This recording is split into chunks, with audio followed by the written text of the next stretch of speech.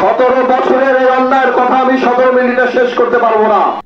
ভোলায় বাংলাদেশ জাতীয় পার্টি বিজেপির উদ্যোগে চলমান বন্যায় ক্ষতিগ্রস্ত ও বৈষম্য বিরোধী ছাত্র আন্দোলনে নিহতদের স্মরণে আলোচনা ও দোয়া অনুষ্ঠানে প্রধান অতিথির বক্তব্যে বিজেপির চেয়ারম্যান ও ভোলা 1 আসনের সাবেক সংসদ সদস্য ব্যারিস্টার আন্দালিব রহমান পার্থ সাবেক বাণিজ্য মন্ত্রী তোফায়েল আহমেদকে উদ্দেশ্য করে বলেছেন, গত 17 বছর ধরে তোফায়েল আহমেদের বংশধরেরা ভোলাতে এমন কোনো অপকর্ম বাদ রাখেনি যা তারা না করেছে। তিনি আরও বলেন, একজন বড় নেতা হওয়ার চাইতে একজন ভালো মানুষ হওয়া অনেক ভালো। আজ নাজিউর রহমানের সন্তানেরা ভোলায়, মোশাররফ হোসেন শাহজাহানের সন্তানেরা ভোলায়, কিন্তু তোফায়েল আহমেদের বংশধররা বোরকা পরে ভোলা থেকে পালিয়ে গেছে। এটাই আল্লাহর বিচার। তিনি আরও বলেন, জুলু, সাইফুল্লাহ, মোতাহার মাস্টার, বাবুল মোল্লা থেকে শুরু করে তোফায়েল আহমেদ যে হত্যাগুলো করেছে সেসব হত্যার প্রায়শ্চিত্ত করার সময় এসেছে এখন। আপনি যতদিন বেঁচে থাকবেন মানুষ আপনাকে খুনির দোসর হিসেবে জানবে।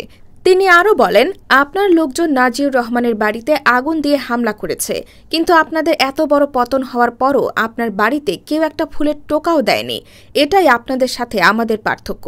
তিনি আরও বলেন, আপনারা কেউ আইন নিজের হাতে তুলে নেবেন না, কোনো প্রকার সন্ত্রাসী কাজে লিপ্ত হবেন না। তোফায়েল আহমেদের বংশধররা বিগত দিনে ভোলার মানুষের ওপর যে জুলুম অত্যাচার করেছে, এর প্রতিবাদে তার বংশধরদের বিরুদ্ধে এত মামলা হবে যা তারা আপনারা জানেন সেই 17 বছরে কত অত্যাচারিত মানুষ হয়েছে। 300 আসনে 300টা জল্লাদ দাঁড়িয়ে গিয়েছিল। এমন কোন অপকর্ম নাই এই আওয়ামী লীগের দালাল আর আওয়ামী লীগের স্বৈরাচারী সরকারের এমপিরা বাংলাদেশে করে নাই।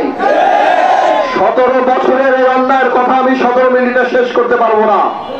আমি শুধু অল্প কিছু কথা বলছি। আমি সবসময় বলি, বড় নেতা হওয়ার চেয়ে ভালো মানুষ হওয়া অনেক বেশি জরুরি। আজকে আওয়ামী লীগ সরকারের এই পতন আমরা করি নাই। আওয়ামী লীগের সরকারের পতন বৈষম্য বিরোধী ছাত্র আন্দোলন করে নাই। আওয়ামী লীগ সরকারের পতন হয়েছে আল্লাহ তাআলা।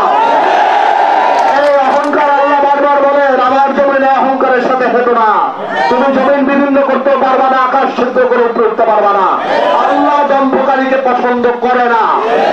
আজকে আল্লাহ এই শিক্ষা দিয়ে দিয়েছে, আমাদেরও শিক্ষা দিতে হবে। কিন্তু ভাইয়েরা আমার, এখন ডক্টর ইউনূস সরকার এসেছে, আমরা এই সরকারের পাশে আছি। আমরা বারবার বলেছি, রাষ্ট্র মেরামতের জন্য যত সময় দরকার আপনি নিন, আমরা আপনার পাশে থাকবো।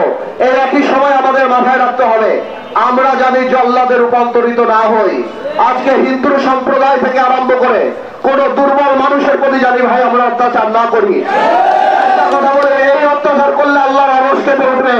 এই বিচার কিন্তু আমাদেরও হবে বাংলার মাটিতে, আমি বলে দিলাম। আমি সবাইকে অনুরোধ করব, অত্যাচারীর কোন জায়গা ভোলাতে ঠাঁই হবে না। ভোলা সদর আসন হোক, দৌলতখাঁ বড়নদী হোক, তজিমুদ্দিন মোড় হোক, চরফেশার মনপুরা হোক, আমি বলে দিচ্ছি ভাই, আপনারা অনুগ্রহ করে কারো উপরে অত্যাচার করেন না। মানুষের ভোটের অধিকার আমি আশা করি খুব শীঘ্রই আসবে।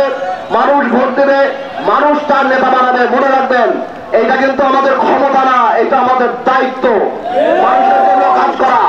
আমরা 17 বছর অত্যাচারিত হয়েছি, আমরা জানি আর নিজেদের দ্বারা অত্যাচারিত না হই।